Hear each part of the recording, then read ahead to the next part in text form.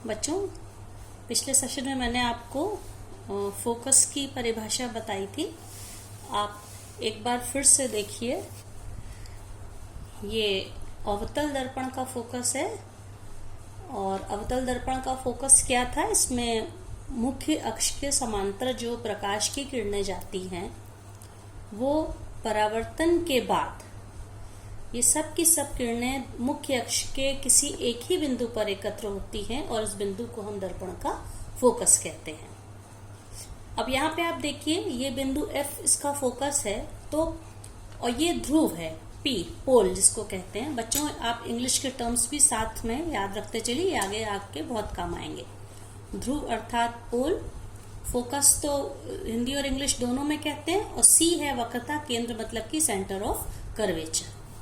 तो फोकस, आप देखिए किरणें यहाँ पे वास्तव में सबकी सब एक पर्टिकुलर पॉइंट पे मुख्य अक्ष यानी कि प्रिंसिपल एक्सिस पर एकत्र हो रही हैं। तो पोल यानी कि ध्रुव और फोकस के बीच की जो दूरी है ये PF दूरी है, और इसको हम स्मॉल f से दर्शाते हैं और इसको कहते हैं फोकस दूरी या फोकल लेंथ। ये अवतल दर्पण यानी कि कॉन्केव मिरर की ये फोकस दूरी है PF।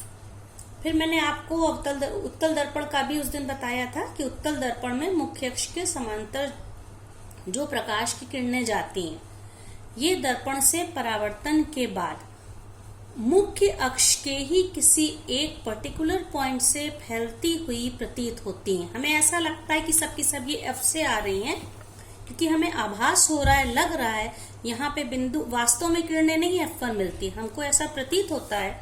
इस बिंदु F को हम इस दर्पण का फोकस कहते हैं, उत्तल दर्पण का। और F से P के बीच की जो दूरी है, यानी पोल ध्रुव से फोकस के बीच की दूरी को हम क्या कहते हैं? PF यानी कि स्मॉल f फोकस दूरी।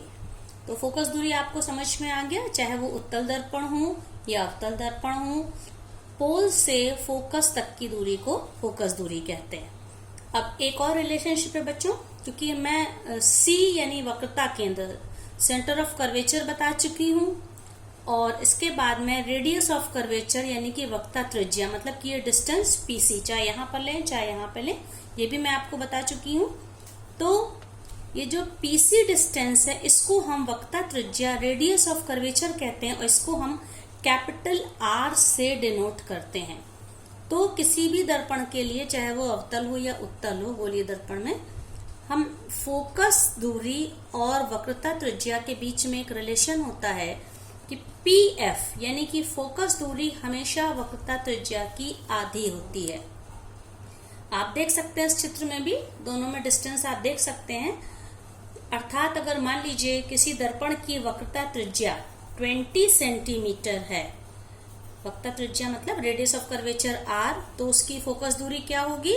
1/2 × 20 अर्थात 10 सेंटीमीटर। उसकी फोकल लेंथ होगी 10 सेंटीमीटर। तो ये आपको याद रखना है कि फोकस दूरी हमेशा वक्रता त्रिज्या की आधी होती है, या दूसरे शब्दों में कह सकते हैं कि वक्रता त्रिज्या फोकस दूरी की डबल होती है। हम इसको इस तरह भी लिख सकते हैं, R = 2F।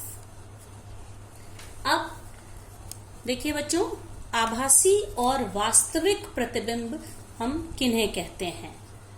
ये आपने शायद पिछले क्लासेस में पढ़ा होगा कि आभासी प्रतिबिंब मतलब कि वर्चुअल इमेज, वास्तविक प्रतिबिंब मतलब कि रियल इमेज।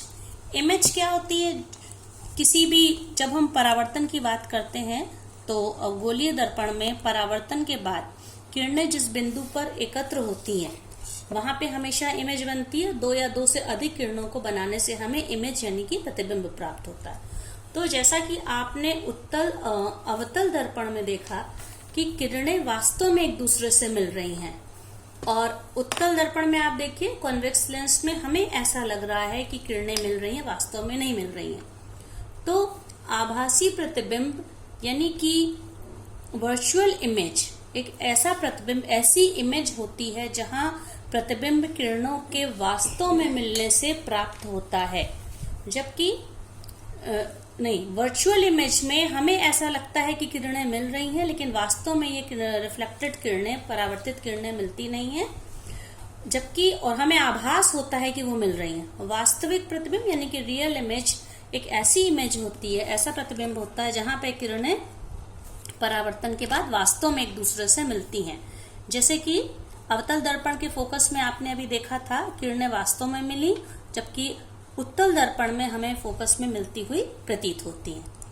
अब बच्चों हम सीखेंगे अवतल दर्पण और उत्तल दर्पण के द्वारा प्रतिबिंबों का बनना। अवतल दर्पण के द्वारा प्रतिबिंब बनने के 6 केस हैं, जहां वस्तुओं को हम 6 अलग अलग जगह पर रखेंगे। ऑब्जेक्ट की 6 डिफरेंट पोजीशंस होंगी और हमें 6 तरह के प्रतिबिंब प्राप्त होंगे।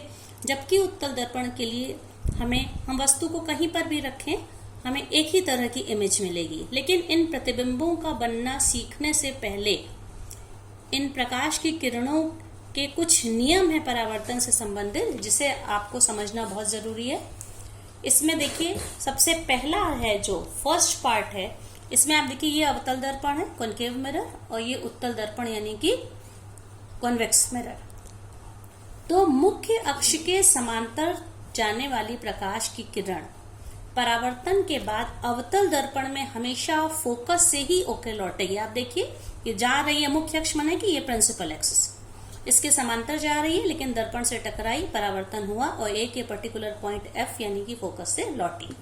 उत्तल दर्पण के केस में क्या होगा, मुख्य अक्ष के समांतर जाने वाली किरण परावर्तन के बाद अब उत्तल दर्पण के फोकस से आती हुई प्रतीत हो रही है।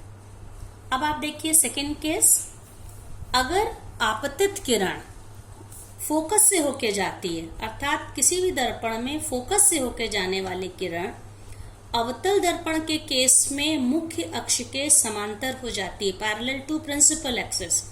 जबकि उत्तल दर्पण में मुख्य अक्ष के जो किरण समांतर जा रही है वो दर्पण से टकराई, परावर्तन हुआ और परावर्तन के बाद ये किरण इसमें उत्तल दर्पण में मुख्य फोकस की ओर जाने वाली प्रतीत होने वाली किरण, ये देखिए किरण ये फोकस की ओर जा रही है, क्योंकि यहां से इधर तो जाएगी नहीं, इसका इस तरफ ये लौटेगी, परावर्तक तल इधर है। तो उत्तल दर्पण में फोकस की ओर जाती हुई प्रतीत होने वाली किरण दर्पण से परावर्तन के बाद मुख्य अक्ष के समांतर हो जाती है। तीसरा केस क्या है बच्चों, अवतल दर्पण में दर्पण के वक्रता केंद्र से होकर जाने वाली किरण दर्पण से परावर्तित होकर अपने ही मार्ग पे वापस लौट आती है। ये स्पेशल केस है क्योंकि इसमें किरण के मार्ग में, इसके रूट में कोई चेंज नहीं होता। इसी तरह यहाँ उत्तल दर्पण में आप देखिए कि दर्पण के वक्रता केंद्र की ओर जाती हुई प्रतीत होने वाली किरण दर्पण से टकरा के अपने ही रास्ते में वापस लौट जाती है। तो ये किरणों के जो 3 नियम हैं, इन्हीं 3 नियमों का उपयोग करके अगले सेशन में हम इनके द्वारा प्रतिबिंबों का बनना सीखेंगे।